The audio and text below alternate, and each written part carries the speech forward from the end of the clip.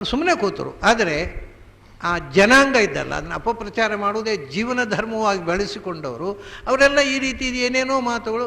ಆದರೆ ಈಗ ಭಗವಾನ್ ಅಂಥವ್ರು, ಅವನಿಗೆ ತಲೆ ಗೊತ್ತಿಲ್ಲ, ಬುಡ ಗೊತ್ತಿಲ್ಲ. ತಮಾಷೆ ಗೊತ್ತಾ, ಆಸ್ತಿಕತೆ ಅಂದರೆ ಏನು ಅಂತ ಒಂದು ಸ್ಟೇಟ್ಮೆಂಟ್ ಕೊಟ್ಟ ಭಗವಾನ್. ಆಸ್ತಿ ಇದ್ದವರು ಅಂತ ಅರ್ಥ ಅಂತ ಬರೆದ.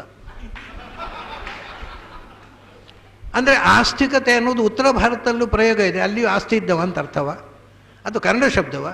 ಅಂದರೆ ಇಷ್ಟು ಪೆದ್ದ ಅಂದರೆ ಅವನಿಗೆ ಪೆದ್ದ, ಸರ್ವಶ್ರೇಷ್ಠ ಪೆದ್ದನಿಗೆ ನೊಬೆಲ್ ಪ್ರೈಸ್ ಕೊಡುವುದಿದ್ದರೆ ಭಗವಾನಿಗೆ ಕೊಡುವುದು.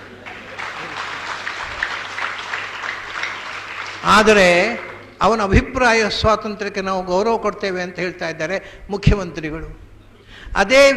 ಅದೇ ಕೆ ಎಸ್ ನಾರಾಯಣಾಚಾರ್ಯರು ವಾಲ್ಮೀಕಿ ಶೂದ್ರನಲ್ಲ, ಅವನು ವರ್ಣಪುತ್ರ ಅಂತ ಪುರಾಣದ ಕೊಟ್ಟದ್ದಕ್ಕೆ ಅದಕ್ಕೆ ಬಹಿಷ್ಕಾರ ಆಗಿರೋ. ಅದು ಅಭಿಪ್ರಾಯ ಸ್ವಾತಂತ್ರ್ಯಕ್ಕೆ, ಅವರ ಅಭಿಪ್ರಾಯ ಸ್ವಾತಂತ್ರ್ಯಕ್ಕೆ ಬೆಲೆ ಇಲ್ವಾ?